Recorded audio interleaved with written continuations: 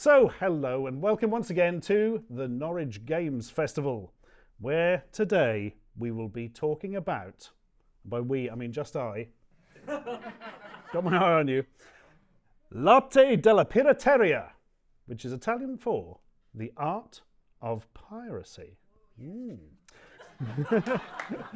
I bet nobody could have worked that out, could you? Yes. So, today I would like to talk about Italian copyright legislation for video games from the mid-1980s. Wait for it. There wasn't any. Yeah, right. That was quick. Pub. No. So, I'm obviously being facetious for comedic purposes, but the fact remains there was no copyright legislation that covered video games at all, actually, in Italy in the mid-80s. Pretty much up to the 2000s, but that's a talk for another day. Yes, none whatsoever. So the early days of video games, well known for being a bit of a wild west when it came to copyright in most places in the world, to be fair enough. Here in the UK, of course, it was all about making unauthorized versions of existing games. You know, let's give an example, right? So you want to play Donkey Kong on your ZX Spectrum, okay? You can choose between Ape Escape, Crazy Kong, Gorilla. That's not a typo, it's only got one R. No idea. Killer Kong, Kongy. That's, I think, a Kong that swallowed a dinghy. I don't really know. Congo, and a differently spelled Crazy Kong, in case you care about things like that. And Wally Kong. And all of these were, I think, unlicensed from Nintendo is the politest way to put it. You know, some people just saw Donkey Kong in the arcade, thought, I could program that. Some of them could, some of them couldn't. But again, that's a talk for a different day. So, with various degrees of success, yeah, they made their own versions of Donkey Kong. And there was actually... Oh, that's not right. I've missed a slide. We'll just talk instead. There was an official Donkey Kong port for the Spectrum, and it didn't come out until 1986, which is one of the reasons there's so many of these. But, you know. So, a little aside, which you've got a sneak preview of there. Did you know that the Spectrum had two rip-offs of the famously dreadful E.T. game for the Atari 2600? Two separate ones, right? The one they literally buried in a landfill. So the famous one is E.T.X., E.T. the extraterrestrial extra? I don't know what it stands for. Two different covers because they decided that wasn't creepy enough, apparently. So... yeah, they went on to the other one. I don't know what's going on with that. Let's not even think about it. But yeah, not subtle about where it took its inspiration from. Like Steven Spielberg firing up his lawyers there, I think. My God. But there's another one. The less subtly titled E.T. just straight up nicked the name and the alien design. I don't know. I'm not sure if one was not sure if this one was actually released in the UK or not. Definitely was in Spain. Maybe some other territories. Not entirely sure. But yeah, I don't think anybody got sued over it. And that's because it was so hard to protect the design concept of a game legally at that time. But in Italy, it was literally impossible to not only copyright the game design, the concept, but the actual specific game themselves. Back to that. So, things went a step further there. As games weren't effectively covered by copyright at all, piracy happened on an industrial scale. So official releases of games just dried up remarkably quickly because legitimate companies could just duplicate copies of other people's games and sell them off cheap at news kiosks. And we're not talking about a few dodgy tapes down the market like we had over here. There was no need for Italian companies to produce their own versions of games or anything like that because they could literally just copy those sold overseas or even in Italy, just sell copies. Simple as that. Nice and semi-legitimate. It's not legitimate. Companies like Armati, Laserload and Surrey were proper companies that were, officially registered and they paid taxes and all that kind of stuff, but their entire business models were based around putting their names on other people's stuff. And in the unlikely attempt that there was a privately launched illegal backlash, which was difficult to start, it took so long for anything to happen that they'd already sold a load of the copied games and made the money anyway. And so the court would go, that was naughty, stop selling them. They're like, sold out 3 weeks ago. Not a massive problem.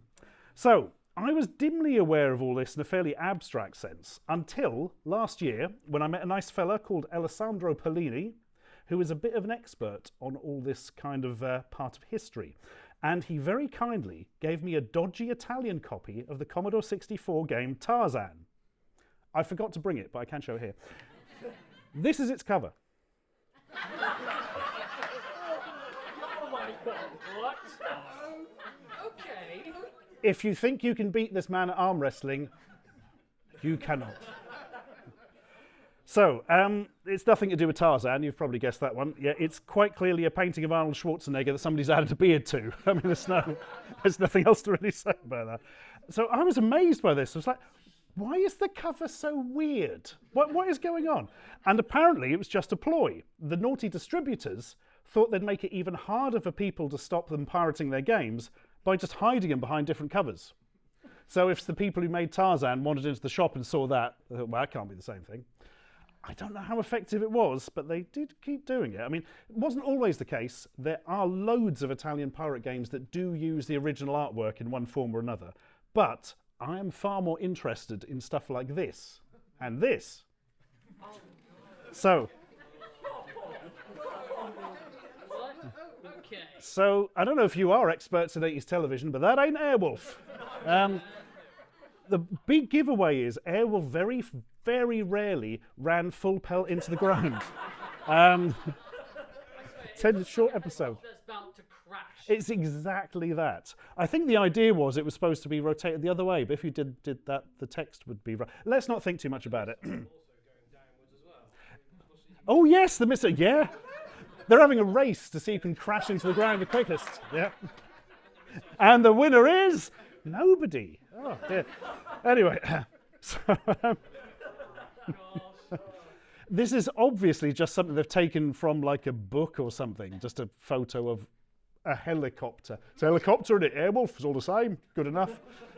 Oh, it gets much worse, yeah. So I looked through a load of covers to get cover scans. I was about to say cover sands. I don't know what that is. Bad font, maybe. A load of cover scans that Alessandro sent me, and I became a bit kind of obsessed with this, right? Loads of them were obviously taken from the covers of 1970 sci-fi books. Just blatantly stolen and reused, even if the art in no way matched the concept of the game. So, I decided to try and find the sources of many of these weird covers as I could, and I shall now present my findings via the medium of PowerPoint. Right, pretty much all the covers we'll be looking at are scanned from Alessandro's personal collection, so massive thanks to the man for that. They're nearly all Commodore 64 titles. I think there's a couple of MSX. And we'll obviously only be looking at ones with weird covers, because it wouldn't be very interesting if I went, look, here's Beachhead 2. It's got the cover of Beachhead 2. Thank you for coming. That probably wouldn't work very well. So I'm going to show the original cover for the game that was released over here, then the Italian pirate cover, and then the source of the stolen artwork, where we could find it. Right. So first up, here's a game many of you will know. Barbarian, the Ultimate Warrior. Yes, it is Wolf from Gladiators, yeah. With Maria Whittaker there, trying to trip him up and failing miserably. I think, yeah. There was a free poster inside. Great. So that's something we're all fairly familiar with, popular game. What did that look like in Italy? I prefer the art because it's crazy.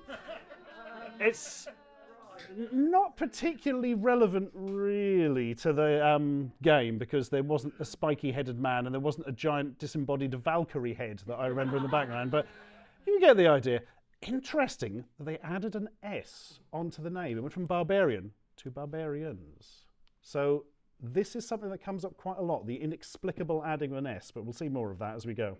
So where did they nick this from? The answer is, it's the cover to the book The Iron Lords by Andrew J. Offit, painted by, painted by Rowena Morrill. I'm going to mention the artists for all of these, because I can. Well, there we are. You quite obviously just nicked. Now, a lot of these, though, whilst they started off as paperbacks, we strongly suspect that actually the pirates would have got them from those books you can get that often, or used to be able to get, that was basically a compendium of art from a certain artist or a certain style. Because I can't imagine they'd have spent enough time to actually cut off the logo. That seems like too much effort for them, as we will see going forward. So, this next one, this is confusing because this that I'm about to show you is the genuine cover.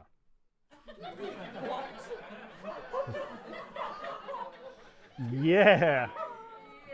So I was pretty convinced that the Italian one would look better. Spoilers, it does, obviously, but can we just take a moment to appreciate Buddy Bubble? There he is, the mutant frog. Yeah, it's something shaped. I don't know. I presume German game, judging by that, but yeah, from Euro Gold. If that's Euro Gold, I would hate to see Euro Bronze. Right. Anyway, that is Buddy Bubbles, but in Italy it became Buddy Bubbles. See, it's the weird S again. Now this is an interesting one. We know who drew this, a man called Sergio Macedo. We don't know where it's from. It's just the image is just like turned up occasionally with mention of who drew it. But yeah, we suspect it's maybe from heavy metal magazines. He drew a lot of things for that. But yeah, very nice. They're in their underwear, if anybody asks. Oh, I'm not so sure about him actually. Don't look at him. Curse you, man! But I don't really know what that has to do with Buddy Bubble. Maybe because these are kind of bubblish, or these are... Do you know what? It's best not to overthink these things. It's best just to get along with it. Right, next up. Chicago 30s. It's a pretty good cover, that. I like it. Everyone looks quite evil on it. They've got lots of guns, lots of bullet holes, broken glass, a funny car. What more do you want? That doesn't say gangsters and 30s. There we are. So on that theme, the Italian pirates decided to stick with it and gave us this. Chicago 30s. Now, can anybody recognise where the lady is from? That must be the Living Daylights. Very good. Not only Bond cover, but the correct one. 10 points. Congratulations. That is, where are we? Mariam Darbo as Cara Milovy. Or Milovy, I suppose. I think she was Russian, wasn't she? So that's cool. It's a really weird thing on here. Somebody has drawn on that bit. They've drawn on a magazine that covers a face. I don't know why. Very odd. I've got no idea where the other bit came from. A comic is probably the best I can come with for that. But yeah, there we are. Living Daylights of the thing. Yeah. Yeah, good old Mr. Dalton and other men and a helicopter. We could be here all night pointing out everything on this. That is a very busy image. But yeah, there we go. With just I wondered that. Yeah, but it should be roundish. Oh, but we're looking at it from the side. Oh, you wily Italian pirates. Oh, you got us. There we are. But yeah, Living Daylights. Okay, fair enough. Next one. Doc the Destroyer. That's an image. Yeah, from Melbourne House. Very, I think, stylized is the word, I suppose, but it's quite hard to sort of make out. There's some sort of hairy yetis here.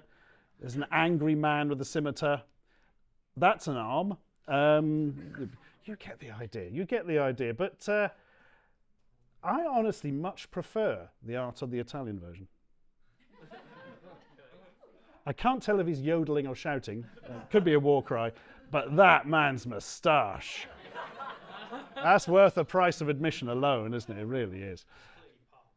Yeah, mostly what's that film? Was it Tusk? That's it, yes. This is the outcome, yeah. Now, there is a giveaway as to where they stole this from on this one. That's Stonehenge. Correct. Harry Harrison and Leon Stover present Stonehenge, the epic novel of prehistoric battle and adventure. Never heard of it, but it looks cool. Yep. Oh, yeah, my God. Hang on, why have they all got the same moustache? They must be tusks. I'm sure it's nothing weird, yeah. There we are, painted by Melvin Grant. And for those of you who like heavy metal trivia, this image was also used as a cover for a bootleg Man of War album. There we are. Yeah, I think about half of these were actually when we go through. Right, next up, another famous one. The Lair of the Dragon from old Don Bluth. Ooh. A very cartoony game, to say the least. Almost has some gameplay, but not quite. But it's very pretty to look at. What was this name? Dirk the Daring. That's it. I only found out quite recently there was a cartoon series of Dragon's Lair. Didn't know that. Saturday morning cartoon one. Don't remember it being on here, but yeah. Well, there we are from Software Project. So, you would hope there's a dragon in it. The good news is there kind of is. Yay! More of a dinosaur, I think, but you know. Is that a badly drawn picture of a Komodo dragon or something? I mean, it's quite possibly used as a reference. Quite possibly.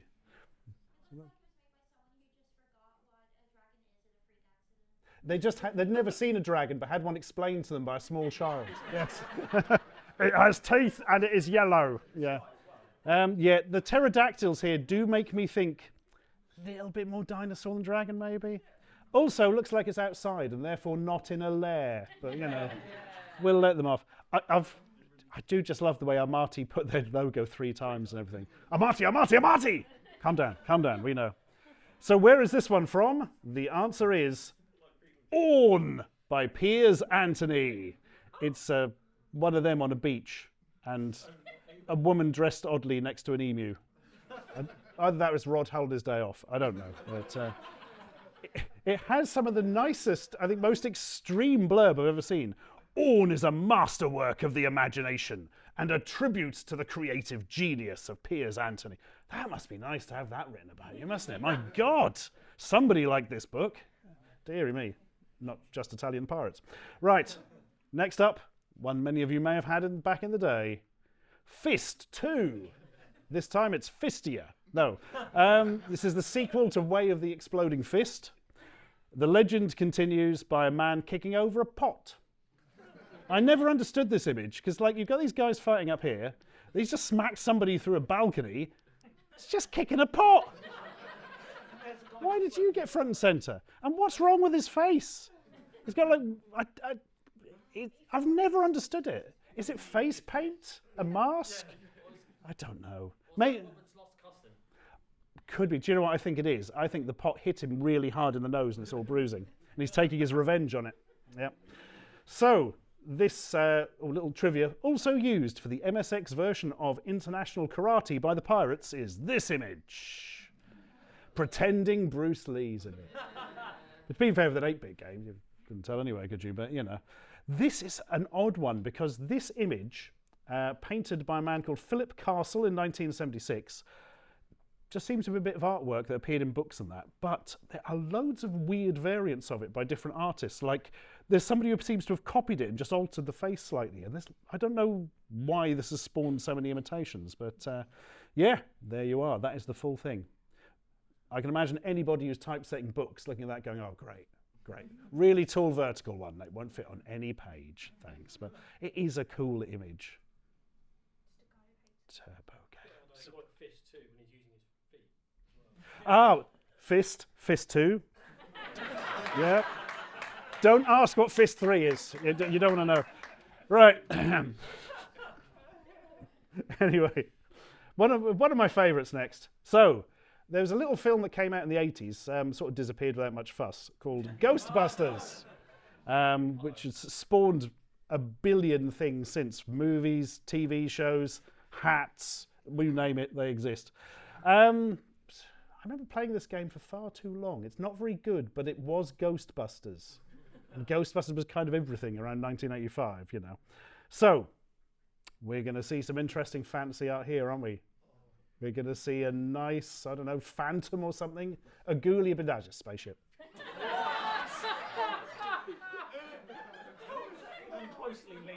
What is that? I have no answer. I mean, it was a spaceship, I've got that much, but the Ghostbusters go into space? Yeah. You're flying into the sun, yes. Why? Our new mission, self-destruction. Why? This has reminded me a bit, suddenly. There was that other Ghostbusters cartoon, which is why Ghostbusters was called The Real Ghostbusters, where the ghosts were actually robots from space or something. So it kind of fits more with that. from Filmation, was that? Oh my God. I'm having horrible flashbacks to the cartoon you never watched and turned over there. But, oh yeah, it's too much. They just saw this and went, I'll do. What is it? I don't know. Is it a ghost? Don't care. Where did they nick it from? The 1976 reprint of Orbit Unlimited by Poul Anderson, painted by Chris Foss, who is a very famous painter of sort of sci-fi scenes and will come up several times more. But yeah, I've never seen the name spelled like that before. I don't know which country that's from, but he was a Hugo and Nebula Award winner, so he was doing pretty good until they nicked the cover of his book and did that to it. But let's not worry about that. Right, big Commodore 64 game next. Stay a while, stay forever. Impossible Mission. Big old box it came in, and quite interesting sort of neon imagery. Few screenshots that, to be honest, were kind of too small to see back in the day, but I appreciate the concept. So you need something James Bondy again here, don't you? So put another spaceship on, I'll be right with it. Yeah, there we are. Which one of these men is on an impossible mission? All of them? Your Unicron coming back. Oh, that's a film. That's a film.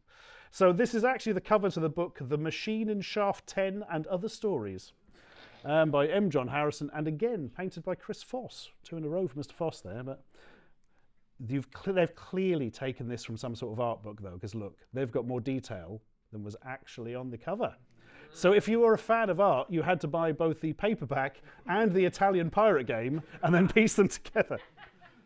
Or just buy the art book. That's probably a better idea, actually. So, very nice one next. It's not coming. It will appear some point, I'm sure. Go on. There we are. Last Mission. The coin-op classic. I do not remember at all. Does anybody remember Last Mission? No. There we are. I like the way the ship's spaceship, they appear to have grown in a pot. It's like a sort of vegetation, I don't know. But it is a test of valor to challenge the most outstanding arcade space fighter, so, you know, what more could you ask from life?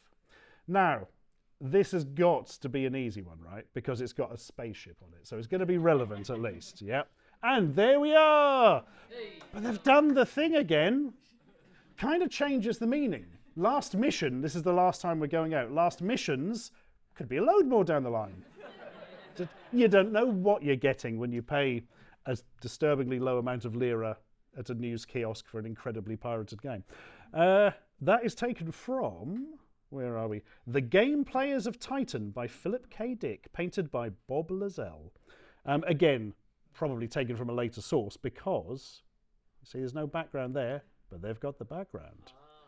We suspect, in fact, they took it directly from this picture, which is slightly clipped to the sides there, but this is from a book called Spacecraft 2000 to 2100 AD, and it's from a series of books called the Terran Trade Authority, which were like art books, but they were presented as fictional textbooks covering spacecraft. I'm mentioning this because they are going to come up several more times, to say the least, and nearly all the spaceships in them were taken from sci-fi novel covers, as you probably guessed. So, background full circle, The Living Daylights, the computer game. So, bearing in mind they've already nicked an image from this, you would think, this one will be all right, this will make sense. It'll be a bit James Bondy, but yeah. Oh, it didn't come up, curse you. There we are. So, does everybody remember that bit in The Living Daylights where people wrapped some towels around their heads? So I don't think that's a turban, is it? Because like his head's poking through it. And then attacked a tiger while a man who's just been scratched looks really upset about it. I mean, I don't blame him, don't get me wrong, but yeah. Yeah. Living's Day. Living's Day. This was fun because I thought, is that game supposed to be The Living Daylights or Livingston, I presume? Surely it's got to be Living... No. Alessandro literally loaded the tape and it came up with The Living Daylights. Living's Day. Game for later is go through all the different Bond movie titles and try and come up with ones as tortured as Living's Day from what's there. But that's a game for another day. So that is... Where are we? The Glass of Discornis by Randall Garretts and Vicky Ann Hadron, painted by Jim Burns. Oh, that looks even more disturbing when you see the guy in the bottom right. He's like, ooh, blimey. And man, he's concentrating harder than any human has ever concentrated before. I didn't realise he was riding the cat. He is as well. Oh, yeah. That'll be why he's concentrating. My God, yeah, that's absolutely true. If you've ever tried to get a cat to do anything, you have to concentrate. Unless you have a laser pointer. No. Sorry, I've just seen, I totally forgot it says this on it. The pull quote is, entertaining and well-paced, full of swordplay and giant cats. Sold! I'm only half joking, actually. It does sound great. What a weird thing to say. Full of sword. Yeah. But I quite like the sword-playing books are quite good, but if they don't have a giant cat, I'm not going to buy. Oh, thank you, Theodore Sturgeon, who sounds like a posh fish from a Disney cartoon. Anyway, right. Next up, Metro Cross, the home computer version of the coin-op classic. I remember the home computer versions, never seen the arcade machine. It involves a man in skate gear running down a tube, but for the covers, they decided to make him look super futuristic man. There is also I think it's the Commodore, no, it's the Atari ST version in America, has one of the worst covers of all time. I'll let you find that out for yourself. We're more interested in what the Italian pirates did to this. So, it's about a man running down a checkered corridor. Spaceships, isn't it, mate? Yeah. I love this guy and his space hoover. Yeah, got to clean up. Yeah, but he's hoovering a jelly and sucking it into Mr. Blobby? I don't really know what's going on there. I think this is an opportunity. They should have actually used it for like something from a Sega game or something. Like one of those Sega games where you fly up, down. Oh, yes. It could work to one of their Master System covers, maybe. Yeah, something like that. I don't quite know what's going on with this. It's very side heavy, isn't it? Is that his robot dog he's taking for a walk? I don't know. But anyway, where did this one come from? The answer is The Promised Land by Brian Stableford, painted by Angus Mackay. Also appears in, as previously mentioned, Spacecraft 2000-2001 AD from the Terran Trade Authority series. We'll be getting back to that again later. And there's a little bit more interesting history to this image. So I've just realised there's the third Hooded Swan adventure. Is that the Hooded Swan, do you think? Because that looks like you could call that ship the Hooded Swan. Well, no time to look that up. Anyway, so this picture was also used without permission by Marquee Studios, which was just one of those companies that releases music, basically, for the release of an album called Hypothesis by Vangelis, the old synth guy, an unauthorised release of a jam session he did, which was not intended for public consumption. And they just stuck it out and sold it with this as the cover. There we are. Vangelis himself successfully sued to have it taken off the market, however. I do not believe Mr. Mackay did, but there we are. It's amazing how these things get around through image thieves. Right. Montezuma's Revenge, featuring Panama Joe. Definitely nothing to do with Harrison Ford character. They've done that thing here of kind of messing up the perspective. I feel like his arms would have to be so long to make his hands that big. It just doesn't work. Do you know what I mean? It's a pity 'cause there's quite a nice image on that. Does anybody know where the joke is in the title Montezuma's Revenge? There is an actual meaning of Montezuma's Revenge. Exactly, yeah, it means diarrhea, basically, yeah. So somebody at Parker Brothers was having a bit of a laugh that day and managed to get that out, but yeah. Now, were the Italian pirates having a laugh? Of course they were, they didn't do anything else. Spaceships! Future City. Right. We're seeing a theme here. What's with the Italian pirate season spaceships? It's just all spaceships all the way down. Because that was the book they had. Probably that one from the Terran Trade Authority. So the whole point of this is like he's going into old mines and raiding tombs and stuff, and this is a future city made out of vacuum cleaner attachments. I don't understand it. But anyway, this was a hard one to track down. Eventually discovered, it was taken from this, which is a magazine poster, as in a poster given away with a magazine, painted by Mikio Okamoto in 1983. We do not know which magazine. Which is a shame, it's a really cool image. which they butchered brutally in order to rip off Montezuma's revenge. But, you know, let's not worry about that bit. Page 2. Ho-ho. Right. Next up is an image. Binary Land by Kuma. Why it's called Binary Land when it just appears to be about spraying gas on spiders, I don't know. I can't really work this one out. Also, how come that kid just sort of cries and look at a spider while this one apparently gasses it and has a massive block of gold bullion? I've not played it, but it's by Hudson Soft by the looks of it, so fair enough. Anyway, this is the... God, sorry, I just know the image that's coming next. What image did they use? Well, good news, it's not a spaceship. Bad news, it's this. Yeah. I don't really know what the goblin thing is, but I don't want to see it crawling over my bed at night. You know. Oh my God, this is by Patrick Woodruff, painted in 1967, and is called Hunting Party at the World's End. And interestingly, the whole of it, A, faces the other way, and B, was painted on a circular bit of wood. It's quite interesting. When you see the whole image, it's quite cool, but when it's just reduced to creepy thing with the centre parting, yeah, that's not so wonderful, really, is it? There was a bit of trivia on this one. This was never used as a cover for anything and is only publicly known because he reproduced it in one of his own books, 1976 art collection Mythopoeicon. But it was stolen and used in the 90s as a cover for a CD called Fungus Fantasia by the Italian band Hogwash.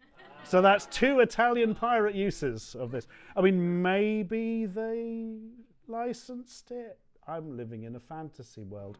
Anyway, fortunately, not that one. Oh, dearie. Next up, a game that was huge on the home computers. The New Zealand Story.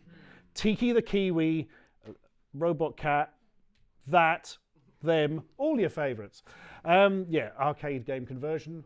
I don't think the arcade game is really that popular, but for some reason they sort of really took off in the home computers. So, very cutesy game. Set, as you can probably tell, in New Zealand, and has a kiwi with a bow and arrow. So what do we have for that?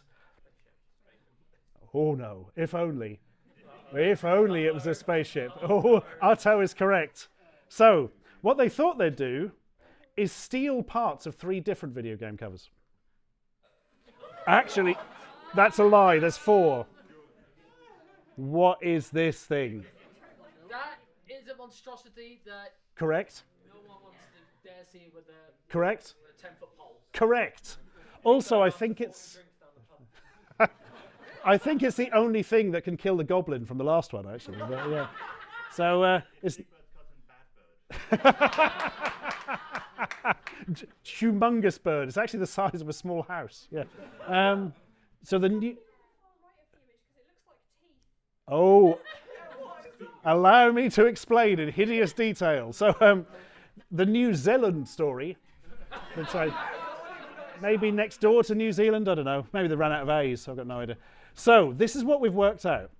This is Head Over Heels from the game Head Over Heels, but they've drawn little hairdos on them and eyebrows. I don't quite get that. Snowkey here, they've redrawn the hat to turn it into hair. Bit of effort on this one, yeah. That is the Turtle Boy here from Mario Brothers. I think that's an arcade flyer they also used as the cover for the C64 version. But what is Mystery Waiter Penguin? We just don't know. It looks a bit Cosgrove Hall, but it isn't. We've not been able to track it down. So if any of you are ever accosted by a giant cartoon penguin dressed as a waiter, let me know who it was and we'll see if it matches that image. Right. That was New Zealand Story. This is Spy versus Spy. Yeah, another classic game. Kind of remade twice with slightly different graphics, which was a bit poor, but based on the Mad Magazine strip.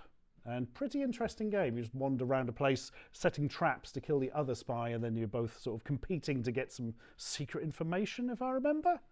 But as you can see, A, immensely stylized characters, immediately recognizable. B, they're spies. Did you get that bit? Spies. That's important. They are, hang on, spies. Not the robot, the spies. And so, of course, the Italian cover, they're undead police. Yeah. I mean, they could be spies for the police. Spies. It's not working, is it? Spies Yeah. are spies. What? Star Holdings Incorporated. Don't know what that is, but.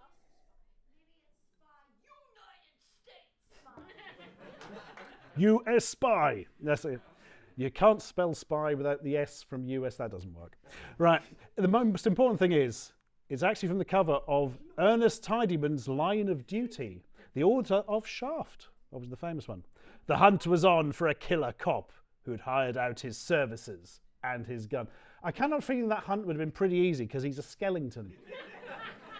It's like, we've got to find the policeman. Yeah, he's the one who's a skeleton. Oh, yes. Yeah, I know. Yeah, Constable Boney. Yeah, no problem. Interestingly, there was a little bit more on this, I'm sure. Where was that? Here we are. So, painted by Patrick Woodruff. A lot of album covers use this, a lot. There's a Police Live album which used it, which kind of makes sense, and a bootleg Judas Priest album for reasons. But yeah, a surprising amount of these turn up on bootleg heavy metal albums, but there we are. Right, next up. I hate the original image of this. I always have. This is where we find out the artist is like in the auditorium and beats me to death. But Stormlord by Hewson. It's just a bit of a mess, isn't it? Why is the lady so small? The answer is because she's a fairy, actually, in the game. But it just looks weird, taken out of context. And the orcs are... I don't know what's happened. It looks like they've just got a witness relocation pixelation over them, so you can't tell they are. The image is way too similar to the original Black Barbarian for some reason. Oh, I'll bet that's not coincidental. I'll tell you what it isn't similar to, though. Whatever the Italian pirates came up with for this one.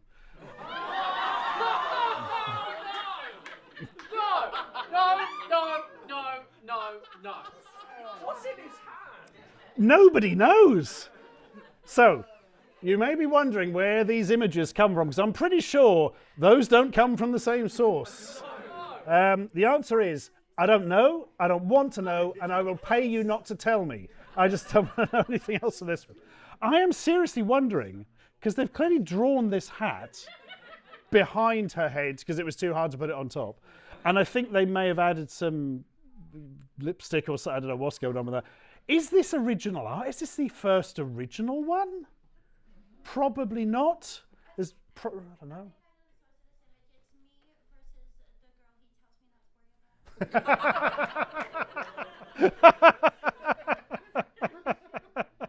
It's so hard to beat a bearded gnome. Maybe it's David the Gnome, the DVD that was released in Italy. It had probably been VHS back then. We'll skip that. Anyway, that's Stormlord. Yeah, we don't know where any of this came from, and I really hope we never find out, because whatever that came from is going to be terrifying. Right. Next up, Street Fighter! The first Street Fighter game. Ryu and Ken have a fight, and the winner goes off to fight all the rest of the people, and eventually Sagat, and then they made a good game called Street Fighter 2. This is a bit weird, this one. I never quite understood this, because they clearly told the artist the game is called Street Fighter. The artist says, right, what happens in it? Oh, they've gone. And they just had to draw something based on Street Fighter. Because that is not Ryu. They are not fighting anywhere near. They're literally in a street, and these are just like random men. All of them look like they're male model photo shoots as well, don't they? It's all sort of... and all that kind of stuff. Trying to sell the T-shirts on Next or something, you know what I mean? There we are, the computer version of the classic coin-op. One of the few coin-ops you could break your hands on if it was one of the ones with the pressure plates. Beautiful. So,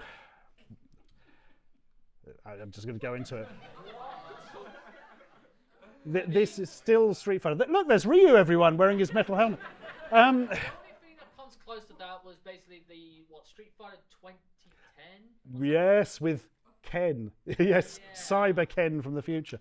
So, I know where this comes from. I have not been able to track down this exact image, but I am 99% certain I know what this is. Are there any action figure nerds in the audience like me who recognise this? It is a fist. Do you know what from? I'm pretty sure it's from the GoBot enemy leader Sai Kill. Seriously, right, we go on to this. If you look, yeah, and this is from like a really cool art poster, but I've never been able to find a matching image. But there we are. That is quite clearly nicked from Battle Cars. I mean, there's no getting around that. Battle Cars was a board game from Games Workshop. They then, well, there's the Spectrum version of it. But this guy, Ariel Head Almighty here, no idea. Probably came from that same place as that gnome, so it's best not to think about it. Here's a little fact I didn't know until the other day. The GoBots are now owned by Marvel and are officially canon in the Marvel Cinematic Universe. There is a story, one of these weird Christmas things apparently, where Drax the Destroyer beats up a cosplayer who's dressed as Psykill and says, "My cousin was killed by a GoBot." Because dead cousins are the core of all humour. Right, next up, Swamp Fever. A guy's in a swamp shooting a rifle which seems to be powered by gas. I'm not quite sure about that. Somebody's put a nice decorative skull out for him, so you know, he's not going to be on his own. And an awful lot of giant mosquitoes. I would assume so, but it doesn't look anything like one. It's kind of rubbish, isn't it? But the overall picture, I do quite like. Not so keen on the Italian version. So, it's not a spaceship. Just put that out there. What would you have for something that's Swamp Fever? You go through all your images and you're like, do you know what? None of the spaceship ones are doing it. I'm going to take something from a comic book. What would a good comic book be? I don't know. Swamp Thing? What's the Marvel version of Swamp Thing called? Thank you. I actually knew that. I just didn't want to say it out loud. Nah, let's just use this bloke's face. So this is another one we cannot track down. So he kind of looks like a boiled Ra's al Ghul or something. But the skin colour and the fact he's got little skulls in his retinas there. Sinestro, that's what we were thinking from Green Lantern. But can't find any versions of Sinestro where he doesn't have the moustache and has the beard instead. Oh, could be either. Yes. You've never read comic books. But yeah, we just don't really know where this guy's from. Probably like a one-shot villain. I don't know. There is a bit Charles Xavier, isn't he? But again, the beard kind of throws off. Could? Fair. Maybe it's Charles Xavier and he's like been eating something with a dark sauce and he hasn't wiped his mouth yet. There we are. And he's psychically realised people are pointing at him and laughing. It could be a thing, could be a thing. Oh dear. So yeah, can't say where that one's gone from, but there are. Ooh, Ming the Merciless, that's an interesting one. Is it some version of Ming? Who was, oh no, I was thinking of the Mandarin. The Mandarin was green. Yeah, not orange, despite the fact he was called the Mandarin. Oh God, next one. It is the Tube. Enter the Tube, if you dare. Amazing fast action, superb graphics and sound. Just the one sound. Quicksilver, it's a game where you fly a spaceship through a tube. Pretty good cover for a game like that, because it shows you exactly what you need to know. And it's quite dynamic and interesting, you know. And here's the thing. Spaceships! So just put another spaceship on it. The Tubes. That's why I like this one. It was the Tube. We've upgraded it to the Tubes, which sounds just like a sort of mid-80s post-punk band, I don't know. Anyway, that's from, wait for it, just another book. Dangerous Visions 2, edited and introduced by Harlan Ellison. The most honoured sci-fi anthology ever, which is quite nice. What honoured means in that sense, I don't know. Anyway, it was painted by Frank Gambino, another big spaceship painting man, and was also used in Terran Trade Authority, blah, blah, blah, blah books. You know where we're going from that. Specifically, Great Space Battles. The next one, I kind of love this, the original. Tom. Which one's Tom? We don't know. We assume that's Tom, but yeah. We should point out this is actually Tom Thumb. But for some reason, they only called the game Tom, so it just looks like it's about a bloke, you know. You're right, Tom, how you doing? Spiders, you know. What's the maze called, Tom? That he's found it. The maze is called Tom. That's Jeff And that's Kingsoft the spider. No. So it's kind of medieval peasant being chased by a giant spider. Tom Thumb, very good. I'm not quite getting the maze, but hey, it's a Commodore 16+4 game, so, you know, I'm not going to complain. Might complain about that.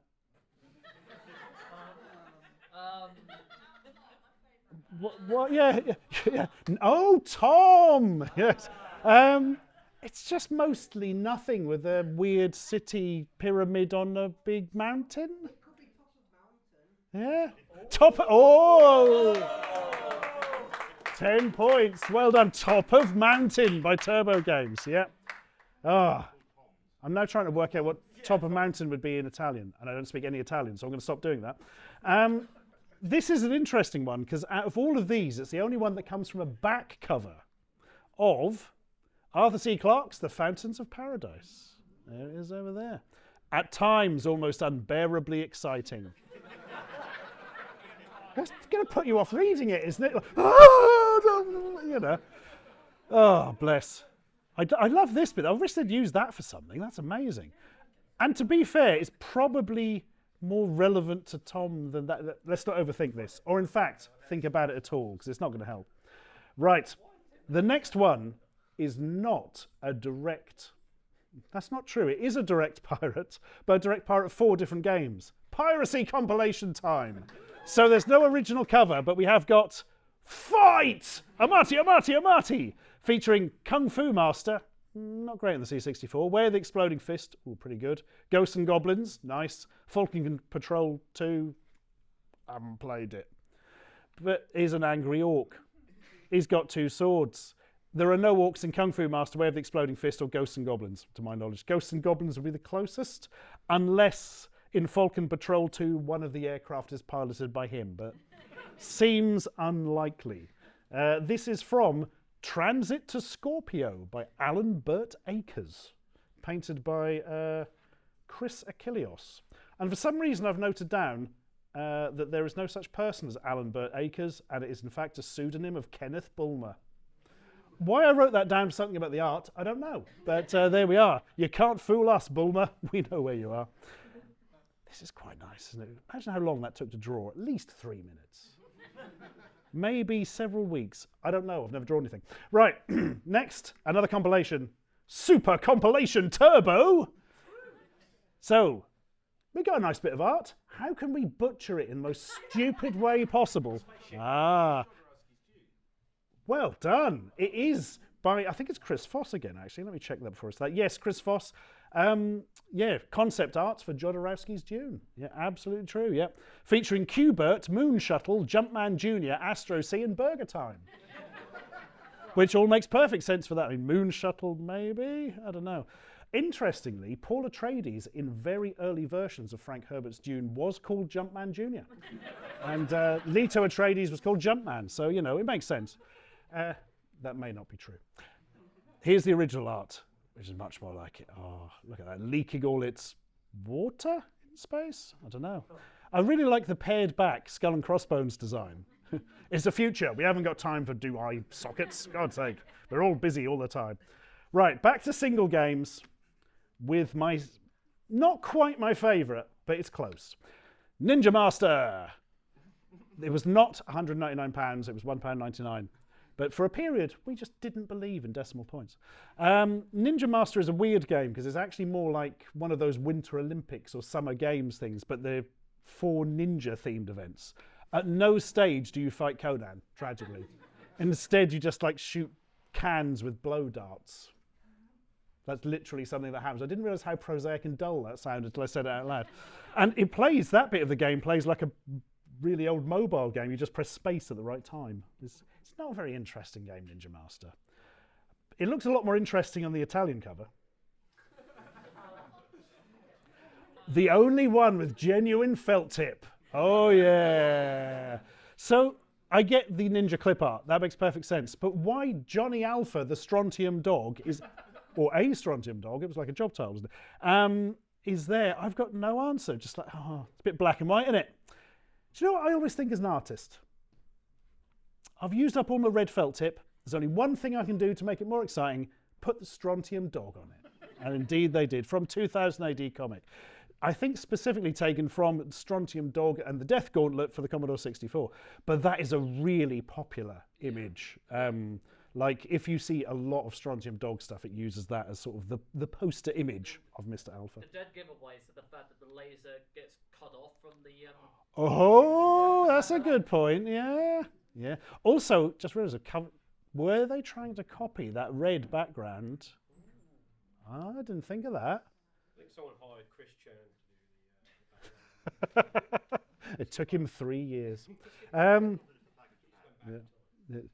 That's a good point. It probably is just supposed to be the flag of Japan, actually, isn't it? Yeah. Yeah. God, Japanese flag's so boring, isn't it? So white. Get my felt tips. Amazing. Oh dear. Yeah. Oh, I nearly went over the Commodore 64 bit. Oh yeah. Oh my God, I've just realised this was released so late. They actually put Commodore 128. I thought they were a bit earlier than that. Well, proves what I know. Right. And finally, my absolute favourite out of all of them. Right, that's the cover for Cliffhanger. I'm not entirely sure who that man is, but yes, Cliffhanger, yes. What you can't see is he's just put an entire cliff on a coat hanger. He's a very strong man. So I think the point of this game is you have to like kill a bad cowboy type, but you don't have a gun, and you have to like do like Wile E. Coyote style stunts to kill him off. Meant to be quite a laugh as the game goes. It's just the good guy. Yeah, the bad guy was late, and the ugly, he just can't be bothered anymore. Yeah, yeah. And would you like to see the Italian version? The correct answer is no, but I'm going to show it to you anyway. This is my absolute favourite out of all of them. It's not a spaceship. It's even more inexplicable. Wait for it. What? Cliffs are made out of rock? What's your problem? They got something right. Yeah. So it's just a big rock. Kids seeing that on the shelf and going, whoa, that's going to be a laugh. Can't wait to have a rock. Yes, Sisyphus is just under here. Yes. It's a rock that's supposed to look like a cliff, but where's the hanger? Ah. It's a rock that's been hung up. That's it. Yeah. Yeah. I wonder what angle it was originally. Where did it originally come from? You will not be surprised to guess we could not find out where this one came from, because a picture of a rock is a little bit too obscure. Oh dear, a bit. Oh my God, it's actually a grain of salt or something. Yeah. That would be amazing. All these years we thought it was a cliff and it was just a grain of salt. It's such a metaphor for life. Oh dear. Yeah.